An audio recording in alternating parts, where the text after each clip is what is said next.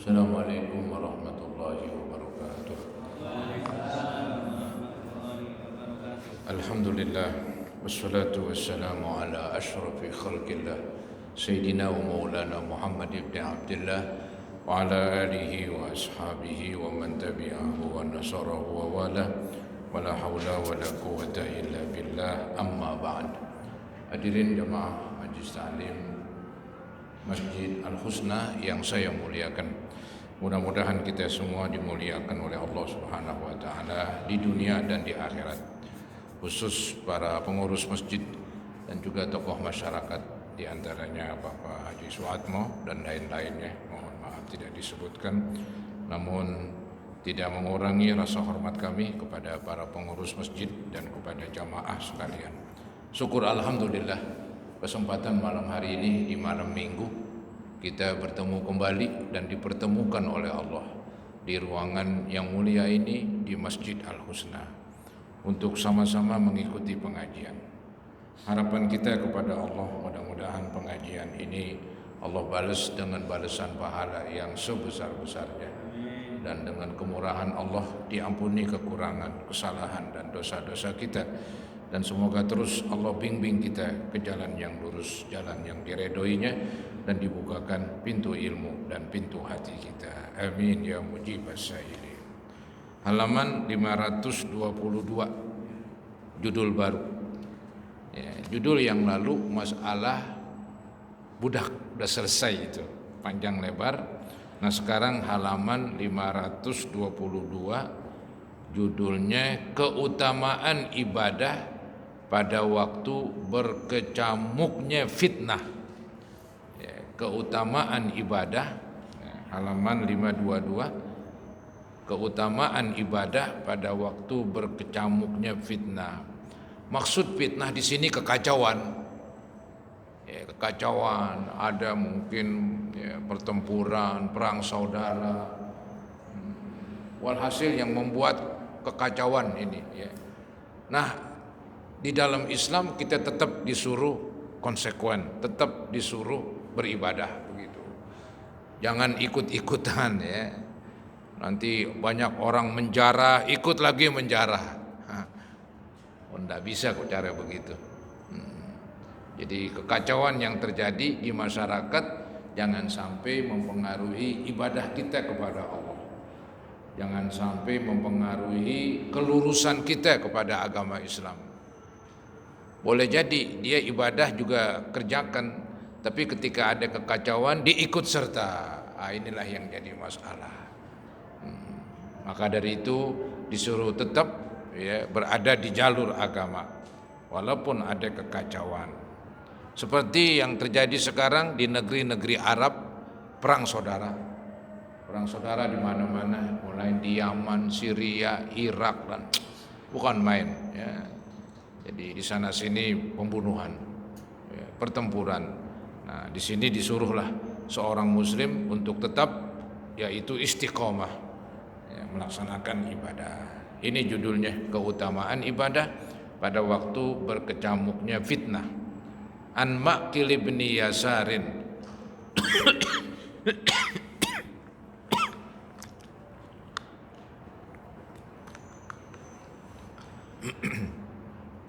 An Ma'qil bin Yasarin radhiyallahu an qala Rasulullah sallallahu alaihi wasallam, al-ibadatu fil harji kahijratin ilayya, rawahu Muslim. Artinya Ma'qil ibnu Yasar radhiyallahu an berkata, Rasulullah sallallahu alaihi wasallam bersabda, ibadah di tengah keramaian, keramaian perang, keramaian fitnah, maksudnya kekacauan di sana sini. Nah, ibadah pada waktu itu adalah bagaikan hijrah kepadaku. Pahalanya sama dengan dulu Nabi hijrah dari Mekah ke Madinah. Itu pahala hijrah dari Mekah ke Madinah ya begitu tinggi, karena pada waktu itu kan umat Islam nggak bisa berkembang di Mekah. Di Mekah mereka dimusuhi, nggak bisa ibadah. Akhirnya Allah suruh hijrah ke Madinah. Nah ini hampir sama ini, bila mana di suatu tempat ada kekacauan, maka tetap dia nggak ikut kekacauan tersebut. Dia tetap istiqomah lurus. Nah, itu pahalanya sama dengan pahala hijrah kepada Nabi Muhammad SAW, ya, hijrah bersama Nabi. Hadis riwayat Muslim. Pelajaran hadis. 1, anjuran untuk beribadah dan mendekatkan diri kepada Allah di saat terjadi banyak kekacauan seperti fitnah atau kacau balaunya berbagai urusan. Sebab pada saat yang demikian kebanyakan manusia pasti akan lalai. Ya, paling kurang dia ikut serta kacau. Ya, ini yang berat. Kadang-kadang mereka ikut serta berbuat, yaitu perbuatan mengacau. Misalnya seperti dulu tuh di Jakarta itu pada menjarah, ikut menjarah. Yang serem ketika menjarah suatu gedung terjadi kebakaran, mati di situ yang menjarah. Berat dah. Ya, jadi dia mati bukan lagi baik, mati lagi menjarah. Walaupun itu harta orang non muslim, nggak bisa kita berbuat sewenang-wenang. Jadi tetap kudunya istiqomah walaupun kacau balau. Jangan ikut-ikutan. Tanya dulu ya orang yang ngerti apakah ini boleh kita ikut-ikutan atau tidak, ya, supaya kita selamat gitu. Nomor 2, hijrah ada 2 macam. Pertama, hijrah zahiriyah. Maksudnya hijrah zahiriyah secara lahir, hijrah pindah ke zaman Nabi dari Mekah ke Madinah. Memang ada perintah Allah dan perintah Nabi. Itu namanya hijrah zahiriyah. Artinya hijrah secara lahir, nampak sekali begitu. Ya, dikatakan yang dari secara etimologi, ya, secara bahasa, artinya perpindahan dari satu negara ke negara lain. Jadi hijrah menurut bahasa pindah dari satu tempat ke tempat lain. Di masa Nabi dari Mekah ke Madinah. Sedangkan secara syarak adalah sebagaimana yang disebutkan di atas, ya. Yaitu yang di atas ya tadi ada hijrah secara fisik.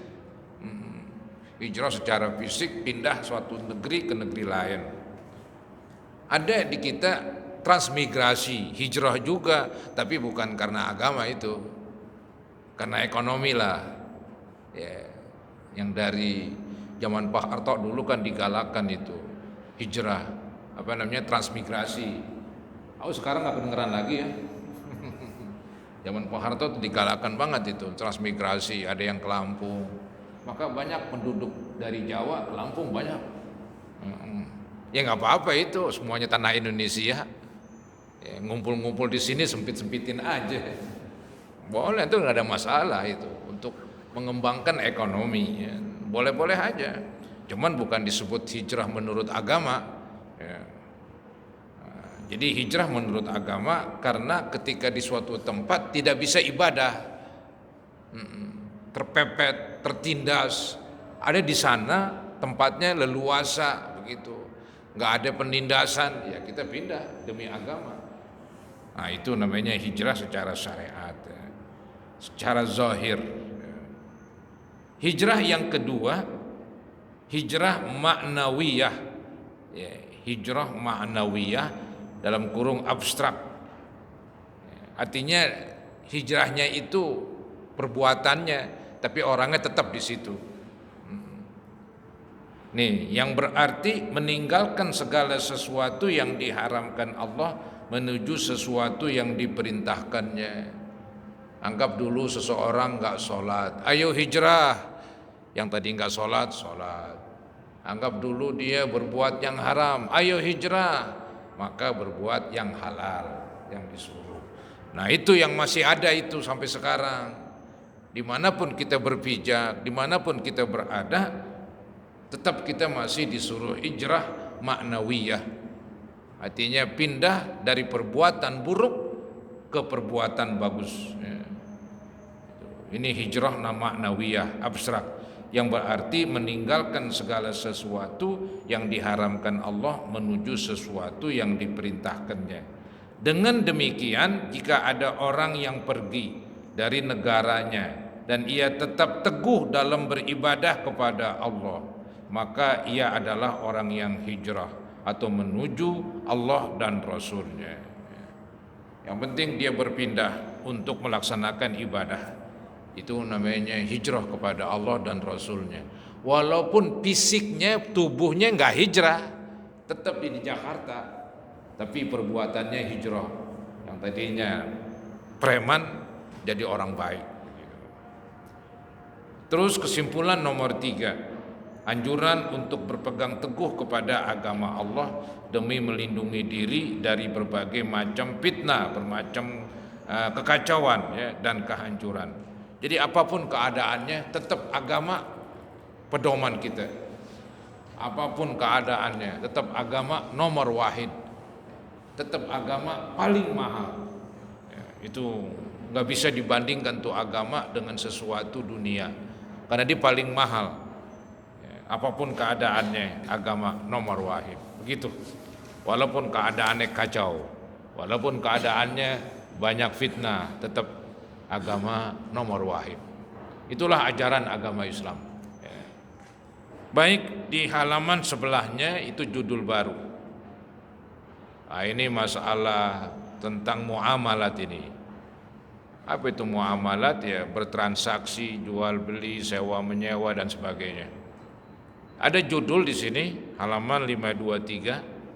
Keutamaan memudahkan urusan dalam bermuamalah. Maksudnya ini keutamaan artinya fadilah, kelebihan. Kelebihan di dalam agama seseorang ketika jadi pedagang, ketika jadi pembeli. Jadilah pedagang dan pembeli yang gampangan, begitulah bahasa saya. Orangnya gampangan, enggak mencari-cari kesulitan, gitu. Memudahkan orang lain.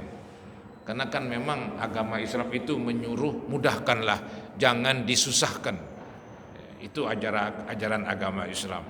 Nah, sampai-sampai masalah dalam urusan bermuamalah, urusan jual beli. Jadi jangan keras kepala begitu, wangkeng atau apalagi namanya itu. Jadi ya baik-baiklah antara penjual dan pembeli. Mungkin untung nggak banyak, ya biarinlah, niatin untuk menolong, sehingga ntar di jualannya dapat pahala. Ya, dia ingin mendapat pahala nih dalam berjualan. Dia niat ingin memberikan pertolongan kepada orang lain agar orang lain mudah mendapatkan kebutuhannya. Niatnya begitu, ya dapat pahala itu berdagang, walaupun dapat untung juga. Baik. Allah Subhanahu wa taala berfirman, "Wa ma taf'alu min khairin fa innallaha bihi alim." Dan apa saja kebajikan yang kamu buat, maka sesungguhnya Allah Maha mengetahuinya. Arti Allah Maha mengetahuinya, Allah akan balas. Bukan sekedar tahu, semuanya Allah Maha tahu. Cuman pengertian yang benar bahwa Allah Maha mengetahui, artinya nanti akan dibalas. Kalau itu perbuatan baik, balasannya pahala. Perbuatan buruk, balasannya siksa. Kan begitu. Nah, di sini nih yang berkenaan dengan judul kita ini, yaitu apa saja kebajikan. Baik kebajikan di dalam bisnis, kebajikan dalam jualan, kebaikan di dalam membeli. Itu semuanya Allah tahu dan nanti Allah akan balas. Ya, sebagai contoh nih, nanti timbangan jangan dikurangin. Kalau perlu lebihkan, dagang daging misalnya kan, tambahin lagi sedikit, begitu bagus. Nah, jangan dikurangin tapi dilebihkan. Itu namanya gampangin. Ini kadang-kadang mungkin disusahin orang, dikurangin, ya curang dia. Kalau dia beli nih pedagang, dia ingin penuh. Kalau dijual aja ada dikurangin. Wah, ini mau menang sendiri ini. Ini namanya curang ini. Nanti ada ayatnya itu. Jadi apa saja ini dan apa saja kebajikan. Jadi agama Islam begitu hebat. Apa saja kebaikan, yang penting itu membawa kebaikan. Apa saja kebaikan yang kamu kerjakan, yang kamu buat, maka sesungguhnya Allah Maha mengetahuinya. Artinya Allah akan balas, termasuk kebaikan di dalam jual beli. Nah, ini salah satu contoh kebaikan ini. Jangan kurangin takeran, jangan kurangin timbangan. Wa ya qaumi auful mikyala wal mizana bil qist wa la tabkhasun nasa asya'ahum. Hai kaumku, cukupkanlah takeran dan timbangan dengan adil. Ini zaman dulu ini, cuman saya lupa nih Nabi siapa ini pernah berbicara kepada umatnya, ya. Maka umatnya ini diajak oleh Nabi tersebut untuk, wahai kaum, katanya, kamu ini kalau naker, kalau nimbang, jangan dikurangin. Yang bagus cukupkanlah. Akan lebih bagus lagi kalau dilebihkan, supaya meyakinkan. Hai kaumku, cukupkanlah takeran dan timbangan dengan adil, dan janganlah kamu merugikan manusia. Merugikan timbangan, merugikan takeran, merugikan ukuran, merugikan untung, apa tuh, angka-angka. Ya, itu maaf seperti di perusahaan, di kantor, ya, ntar ada angka-angka digelembungkan. Aturan pengeluarannya 1 juta ditulis 1.200.000 begitu. Ntar dapat untung 200, padahal budgetnya emang dibutuhkan 1 juta, tapi dibesar-besarkan itu sama aja, itu curang namanya. Jadi ini sekedar contoh takeran dan timbangan, kan bukan takeran timbangan doang, ada hitungan, kalau ngitung harus pas, ada ukuran meteran pun begitu juga, nggak boleh tuh dikurang-kurangin. Inilah hebatnya agama Islam, memerintahkan umatnya tetap berbuat baik di dalam dagang, jual beli, jangan merugikan orang lain.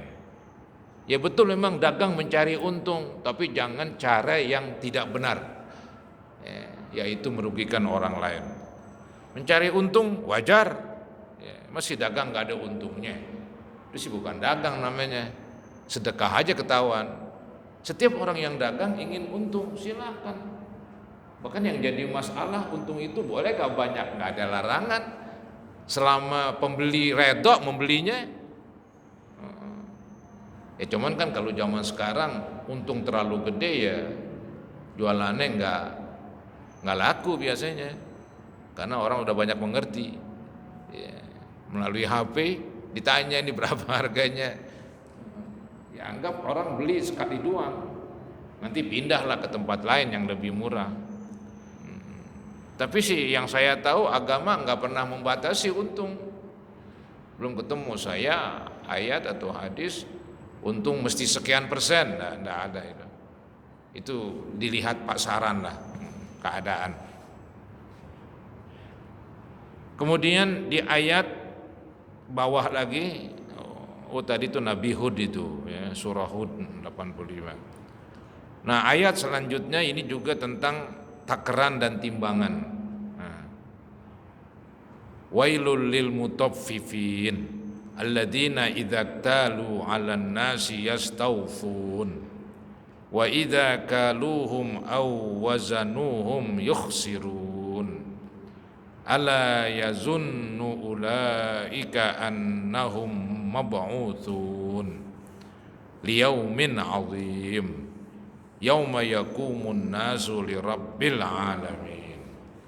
Artinya kecelakaan besarlah bagi orang-orang yang curang. Ini dosa besar, celaka besar bagi yang curang. Bagaimana tuh curangnya? Diterangkan ini dalam menakar dan menimbang, yaitu ini bentuk curangnya ini, orang-orang yang apabila menerima takeran dari orang lain, mereka minta dipenuhi. Kalau dia menerima, ini pedagang, kalau dia membeli, dia ingin penuh, pedagang. Kalau beli ingin dipenuhi, ya, nggak boleh kurang begitu. Tapi ntar kalau jual, nah dikurangin. Nah ini kan enak, di dirinya, tidak enak pada diri orang lain ini. Ini namanya curang ini. Tuh, dan apabila mereka menakar atau menimbang untuk orang lain, menakar menimbar untuk orang lain, maksudnya ketika jual mungkin pakai takaran, mungkin pakai timbangan, tapi diapain? Dikurangin, mereka mengurangi. Terus Allah nasihatin, tidakkah orang-orang itu menyangka bahwa sesungguhnya mereka akan dibangkitkan? Apakah mereka tidak sadar bahwa nanti ada hari pembangkitan? Di hari pembangkitan itulah hari pembalasan. Jadi dikatakan, tidakkah orang-orang itu menyangka bahwa sesungguhnya mereka akan dibangkitkan pada suatu hari yang besar, yaitu hari ketika manusia berdiri menghadap Tuhan semesta alam.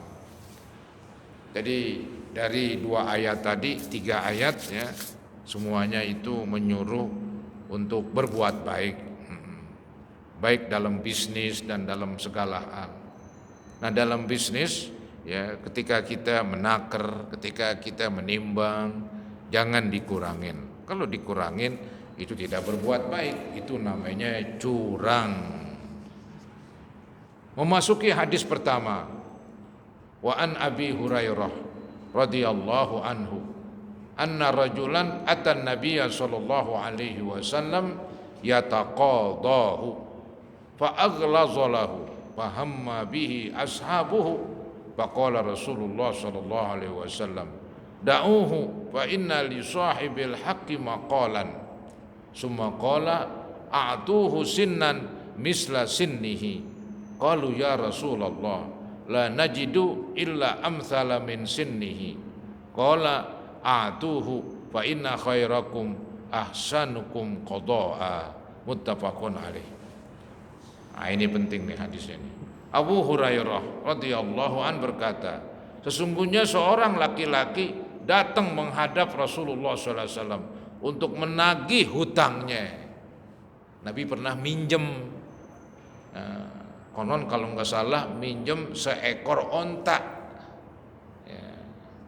Minjem seekor onta. Ini pengertian minjem ini kayak minjem uang. Jadi uang itu kita manfaatkan, itu onta dimanfaatin oleh Nabi. Apakah nanti disembelih atau apa? Ya habislah tuh onta, nanti digantikan. Ya. Jadi sesungguhnya seorang laki-laki datang menghadap Rasulullah SAW untuk menagih hutangnya, lalu bersikap kasar terhadap Nabi SAW. Ya wajarlah, yang punya duit ya ngamuk-ngamuk juga dikit-dikit. Apa istilahnya, dia marah-marah lah begitu. Di hadapan Nabi marah-marah dia. Kalau nggak salah waktu itu dia belum Islam. Jadi lalu bersikap kasar terhadap Nabi SAW. Sahabat malah yang marah nih. Maka para sahabat ingin segera membalas kekasarannya kepada Rasulullah SAW. Tapi apa jawab Nabi? Maka beliau bersabda, biarkan katanya, biarin, enggak apa-apa dibicara, biarin, agak keras biarkan dia. Kenapa? Wajarlah, dia yang ngutangin, dia yang minjemin. Itu yang punya uang ya agak galak, agak panas ya wajarlah. Yang penting kan enggak melampaui batas, misalnya memukul atau bagaimana ya. Jadi kata Nabi, biarkan dia. Ketika tuh yang meminta hartanya, ontanya dengan suara keras ya. Karena sesungguhnya bagi pihak yang benar berhak berbicara. Bagi pihak yang benar, bagi pihak pemilik ya, dia kan meminta apa itu tadi, meminta ontanya untuk dikembalikan ya. Wajarlah dia agak keras bicaranya. Kemudian bersabda, nah setelah itu Nabi perintahkan, berikan padanya onta yang usianya sama dengan miliknya. Minjem onta yang 5 tahun misalnya ya, kemudian tubuhnya sekian, maka nanti pulangin yang 5 tahun juga sekian. Ini namanya tolong menolong ya, tolong menolong. Jadi untungnya mana? Untungnya di akhirat, pahala. Meminjamkan Apa ini uang? Cuman kalau uang kan repot, uang itu kan harganya nanti yang akan datang bisa turun, itu yang agak repot ini. Ya, orang pinjam uang 1 juta, ya, dipulangin setelah 10 tahun. 1 juta dulu dapat emas berapa gram? Anggap dapat emas 2 gram.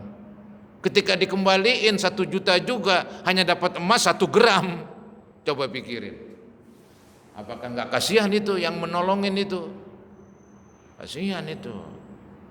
Ya, harus dipikirkan. Berbeda kalau minjem emas. Emas tetap dalam arti misalnya minjem emas 10 gram, tetap 10 gram nggak berubah. Masalah harganya naik tuh nggak apa-apa. Ya. Jadi ini yang repot kalau minjem uang bertahun-tahun. Setelah sekian puluh tahun dikembaliin segitu juga. Ini yang minjem nggak tahu diri lagi. Kalau Nabi coba denger ini, Nabi dia tahu bukan main. Nih lihat. Jadi mula-mula Nabi mengatakan berikan padanya onta yang usianya sama dengan miliknya, karena nggak begitu lama sih minjemnya. Cariin gantiin onta yang sama. Ya. Para sahabat menjawab, wahai Rasulullah, kami tidak menemukan onta yang lebih bagus dari miliknya.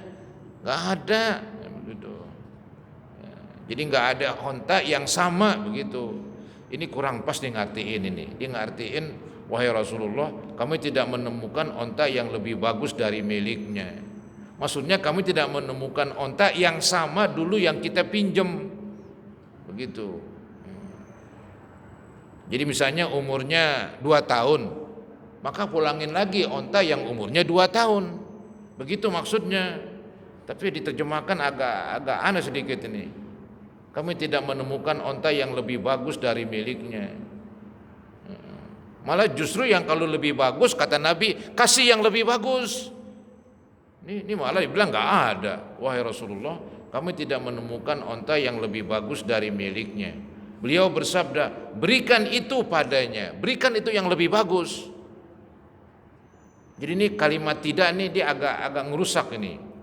Jadi wahai Rasulullah, kami menemukan onta yang lebih bagus dari jangan pakai kalimat tidak. Ya, ini dia nambahin tidak, jadi kacau pemahamannya.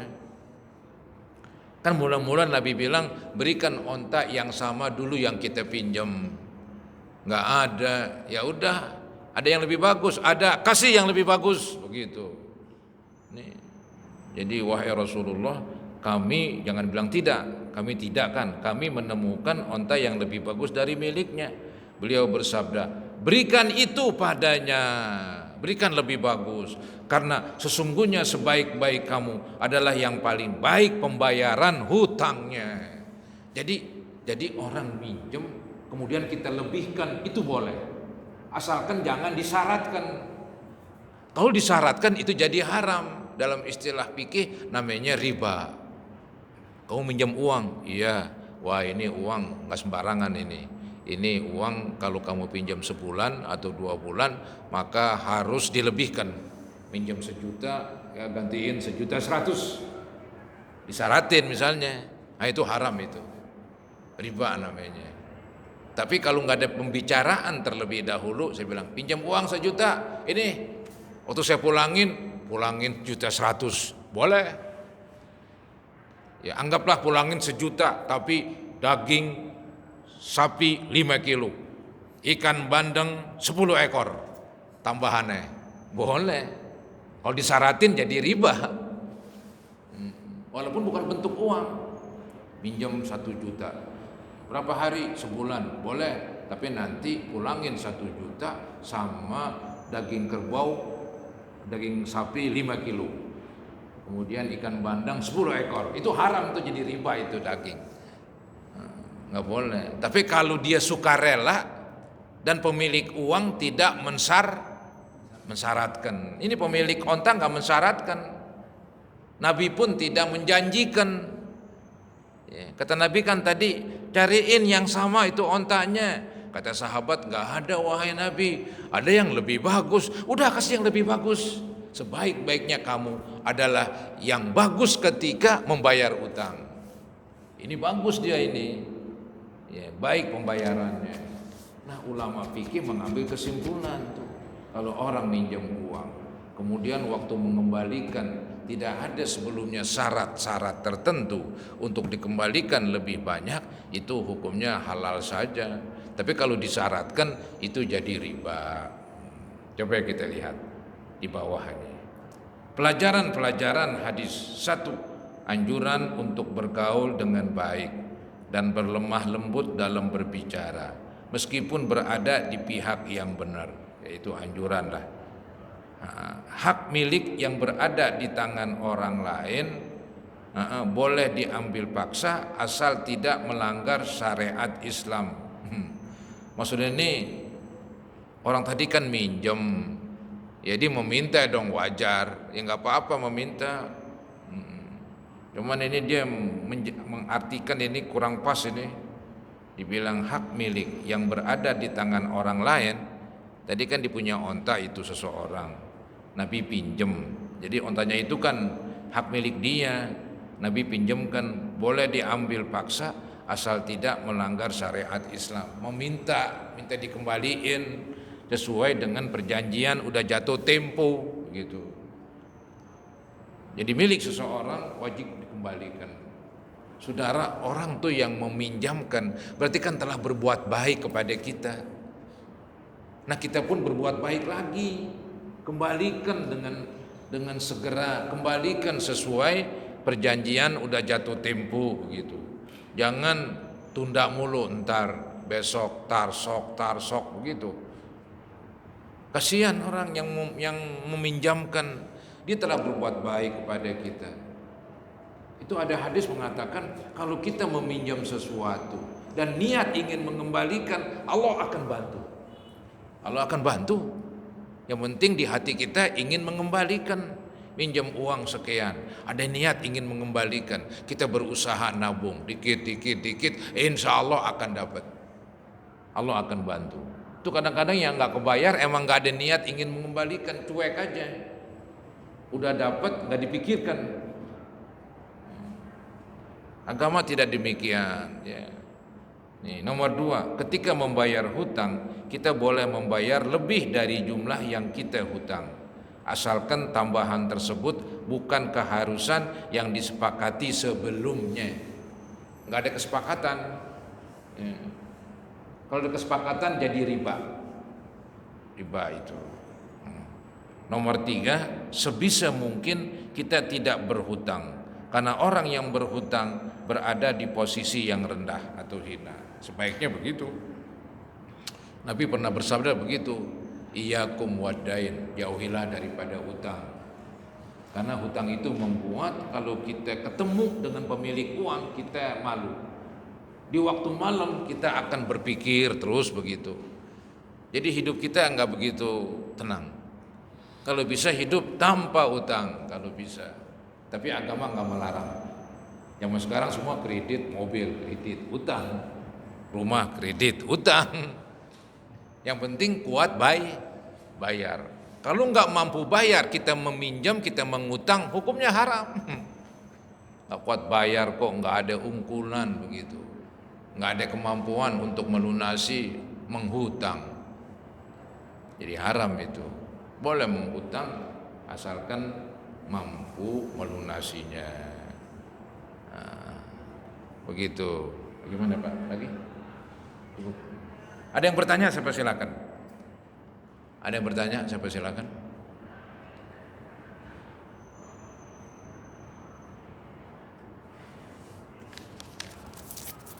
Baik, saudara-saudara, nanti kita lanjutkan lagi ya di hadis kedua tentang jual beli, tentang berbuat baik, penjual berbuat baik, pembeli berbuat baik. Nah, itu bagus sekali. Jangan ada saling menipu, penjual menipu, barangannya barang tiruan, timbangannya dikurangin, pembeli menipu pakai uang fotokopi misalnya, atau pakai uang palsu. Aduh, zaman sekarang berat. Jadi masing-masing orang ingin berlomba-lomba ya semacam merugikan orang lain, bukan berlomba-lomba memperbuat kebaikan. Aneh memang zamannya udah. Ya kita nggak boleh ya nurut-nurut ya, nggak boleh terpengaruh dengan keburukan-keburukan. Ya mudah-mudahan Allah Subhanahu wa taala membimbing kita ke jalan yang lurus, jalan yang diredhoinya. Dan semoga Allah ampuni kekurangan, kesalahan dan dosa-dosa kita, termasuk juga dosa ibu bapak, dosa guru-guru kita, mertua, istri, anak yang sudah wafat. Semoga Allah ampuni mereka dan semoga Allah ampuni kita sekalian. Al-Fatihah ala ma nawaina wa ala ma nawaitum wa ala ma nawal hadirun wa ila hadratin Nabi Rasulullah sallallahu alaihi wasallam. Al-Fatihah. A'udzu billahi minasyaitonir rajim. Bismillahirrahmanirrahim. Alhamdulillahi rabbil alamin. Arrahmanir rahim. Maliki yaumiddin. Iyyaka na'budu wa iyyaka nasta'in. Ihdinas siratal mustaqim. Siratal ladzina an'amta 'alaihim ghairil maghdubi 'alaihim waladdallin. Amin. Astaghfirullahaladzim. Astaghfirullahaladzim. Astaghfirullahaladzim. Allahumma salli ala sayyidina Muhammad wa ala ali sayyidina Muhammad. Wasallim tasliman katsira walhamdulillahi rabbil alamin. Allahumma anfa'na bima 'allamtana wa 'allimna ma yanfa'una wa zidna ilman nafi'a. Allahumma inna nas'aluka husnal khatimah. Allahumma inna nas'aluka husnal khatimah wa nasta'izu bika min su'il khatimah. Rabbana taqabbal minna innaka antas samiul alim wa tub 'alaina innaka antat tawwabur rahim. Rabbana atina fid dunya hasanah wa fil akhirati hasanah wa qina azabannar.